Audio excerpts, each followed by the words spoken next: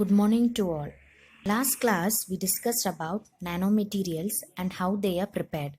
Today let's see about its properties, applications and carbon nanotubes. Of the nanoparticle is very less. These materials have peculiar physical, chemical, electrical, mechanical and magnetic properties. So let's discuss about some of these properties.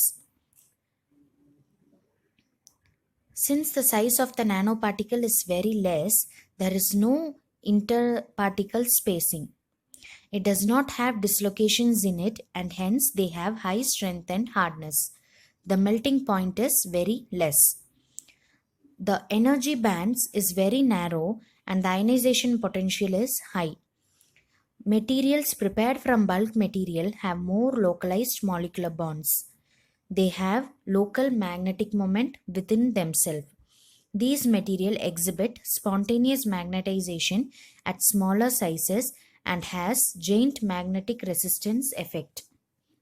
The hardness of the material varies from material to material due to stress relief, density and grain boundaries. They exhibit superplastic behavior. இந்த பார்ட்டிகளோட size எல்லாமே ரொம்பவே கம்மியாக இருக்கிறதுனால ரெண்டு பார்ட்டிகளுக்கு இடையில இருக்கிற டிஸ்டன்ஸ்னால நம்மளுக்கு என்ன ஆகுதுன்னா டிஸ்லொகேஷன்ஸ் வந்து கம்மியாகுது. அதே மாதிரி இது ரொம்பவே க்ளோஸராக அரேஞ்ச் ஆகிருக்கு.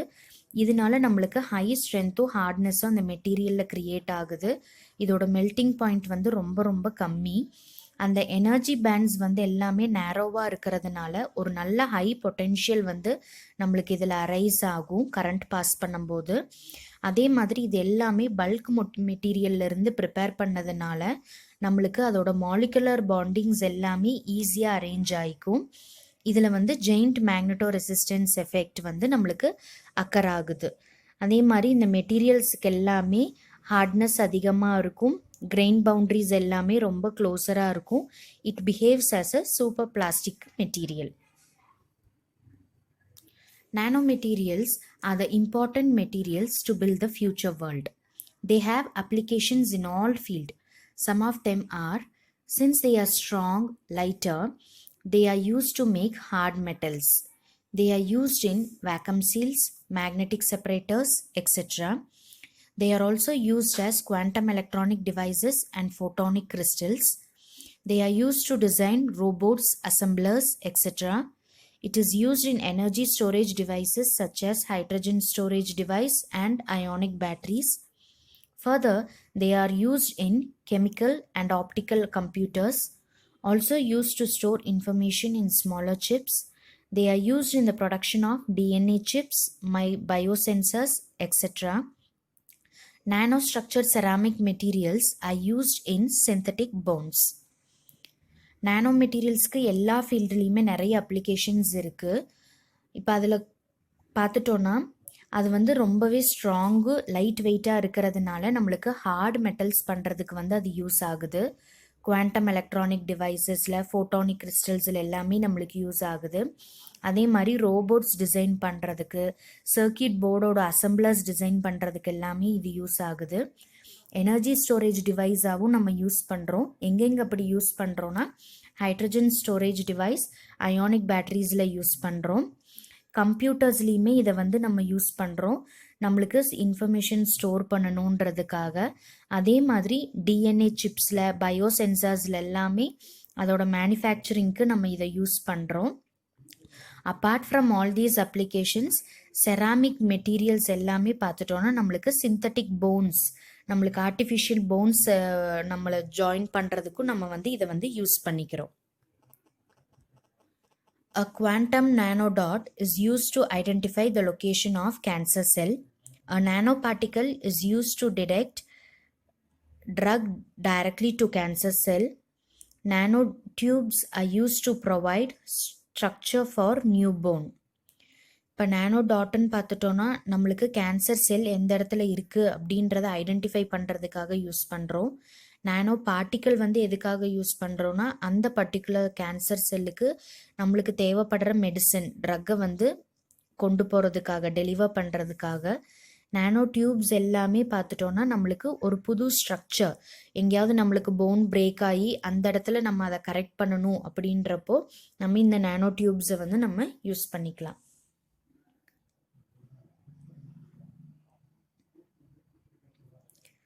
This image shows how nanoshells are injected, used for cancer therapy.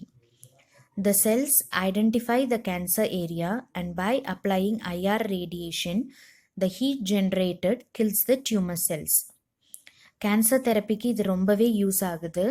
நம்மளுக்கு எந்த இடத்துல அந்த கேன்சர் செல் இருக்குன்றத ஐடென்டிஃபை பண்ணிவிட்டு அந்த பர்டிகுலர் ஏரியாவுக்கு நம்ம இன்ஜெக்ட் பண்ணும்போது என்ன ஆகும்னா, ஐஆர் ரேடியேஷன் நம்ம அதை கூடவே பாஸ் பண்ணும்போது அந்த லைட்லேருந்து வர ஹீட் வந்து அந்த டியூமர் செல்ஸ் எல்லாமே வந்து நம்மளுக்கு கிளியர் பண்ணி தந்துடும். This image, it represents a nanowire sensor. Apart from the applications of nanotubes and its properties, carbon is being used for graphite and diamond. This discovery of carbon has led to very much useful production of carbon nanotubes called CNT. CNT are of two types, that is single-walled nanotubes and multi-walled nanotubes. இப்போ graphite டைமண்டை compare பண்ணும்போது நம்மளுக்கு carbon அதிகமாக இருக்கிறதுனால நம்ம இந்த நானோ டியூப்ஸை வந்து நம்ம C16 நம்ம சொல்லுவோம். இந்த தட் இஸ் 60 கார்பன் ஆட்டம்ஸ் கொண்ட ஒரு டியூப், அதை தான் நம்ம கார்பன் நானோ டியூப்ஸ்ன்னு சொல்கிறோம். சுருக்கமாக சொல்லணும்னா இதை சிஎன்டின்னு சொல்லலாம். இந்த சிஎன்டி 2 விதமாக கிளாஸிஃபை பண்ணுறோம். ஒன்று single walled nano tube and other multi walled nano tube.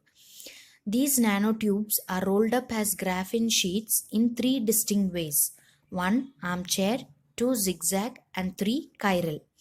இந்த நானோ டியூப்ஸ் எல்லாமே நம்ம ஒரு கிராஃபின் ஷீட்டாக வந்து நம்ம ரோல் பண்ணிடுறோம். 3 விதமாக இதை வந்து நம்ம ரோல் பண்ணலாம். ஒன்று ஆர்ம்சேர், 2வது ஜிக்ஸாக், 3வது கைரல்.